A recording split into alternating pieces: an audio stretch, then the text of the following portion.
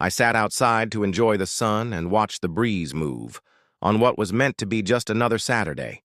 The trees danced, and I made an effort to feel as though life was not slipping past.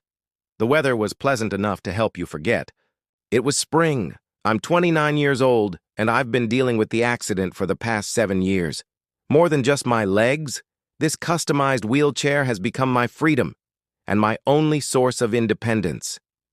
Isla stood between me and a world designed for those who don't give staircases a second thought. That day, my wife stepped outside with a strange smile on her face. It wasn't her typical smile. It appeared to have been practiced, tight. The type you wear to conceal something. Her sister Belle was usually following her. I should have known better than to let her hold her phone out like she thought the world would be fascinating all day. Isla chirped, "Let's get some fresh air," as they both stood behind me and looked at each other. She wheeled me forward, and I nodded, without giving it much thought, since I trusted her, or at least I used to. That section in the middle of the driveway wasn't out of the ordinary. Occasionally, we'd sit there and discuss the day, or I'd close my eyes and let the sun shine on my face while she scrolled through her phone. But this time, they didn't sit. They didn't even remain close. They moved away, far enough that I had to look back to see their faces. At that point, I heard Belle chuckle and say, "You're going viral," as I noticed Belle's phone held high in the air, aimed directly at me. Smile. Miles. "Viral?" I questioned, incoherently, my voice already tensing. And that's when I sensed it. Not lightly. Not by accident. I heard the metallic creak as the chair was moved. The world tilted. The front wheels spun. And then, my chest struck the pavement with a thump and a stinging burn. My chin bounced. My arms scraped. My hands tried to support me, but they couldn't withstand the fall.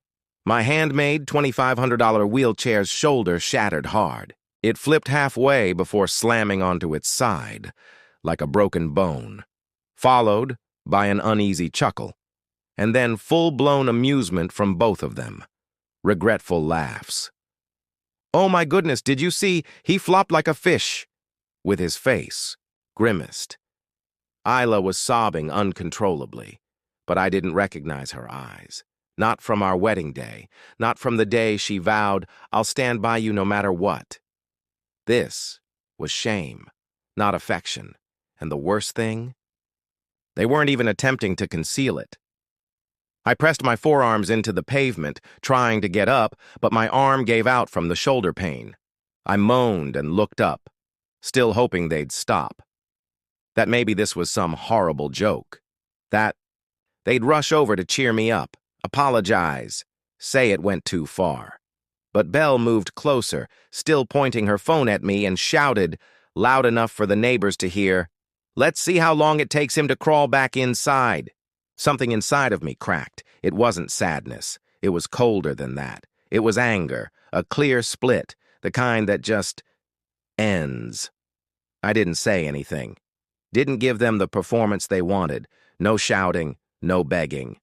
I stayed, still on the ground, breathing slowly, letting the pain fade or spread. And when the laughter finally died down, I dug into my pocket and called the only person I could think of, Jalen. When he picked up, I muttered, "I need you." 10 minutes later, he was there. My brother. He's always understood silence better than most people understand words. He inspected my chair. One front wheel was completely broken. The seat was torn. He helped me into his car. He didn't ask Isla to explain. Didn't ask me to pack, didn't even glance back at the house. Naturally, I tried. Halfway down the street, my phone buzzed. "Baby, don't. Come on, we were just playing around." "Don't be dramatic. It was only a joke. You're exaggerating this because Belle feels bad." That night, I lay in Jalen's guest room and read those messages once, then turned off my phone. I sat on his old leather couch, still smelled like college, and stared at the ceiling, trying to remember. When was the last time Isla truly cared about me, not just tolerated me? When did she stop seeing me as her husband and start seeing me as a burden, as a joke? When I asked for help, they rolled their eyes, canceled plans, muttered into their phones. But this was different. My hands still smelled like pavement, my shoulder throbbed, and my pride, gone. But something else rose inside of me. Clarity. I was done pleading for respect. Done proving my humanity in a home where laughter came at my pain's expense. That evening, I opened my laptop and looked up how to file a small claims lawsuit for property damage. Because apparently struggling is great content. And court? Court could finally help me replace that chair, not for the money, but because the message needed to be heard louder. The next morning, I woke up on Jalen's couch, shoulder still aching, wrists sore, a heaviness in my chest. Not physical, something worse. Belle's voice echoed in my memory. Let's see how long it takes him to crawl back. Jalen had left for work, but he'd made sure the guest bathroom was stocked, a glass of water was on the table. His place was small.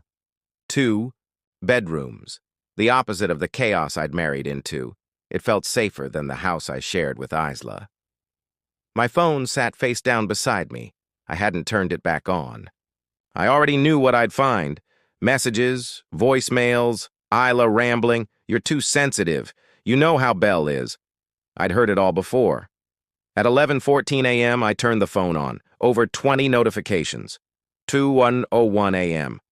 Don't act like a child. 12:16 a.m. You didn't mean to break it. 7:43 a.m. Miles, come home. I miss you. Stop being dramatic. That word used to hurt. Now, it just made me shake my head. I ignored the messages, opened the court's website, started filling out the form. I never thought I'd do this. But as I read the requirements, something inside me settled. This wasn't revenge. This was accountability. That evening, Jalen came home and asked, "You good?" I looked up from the laptop.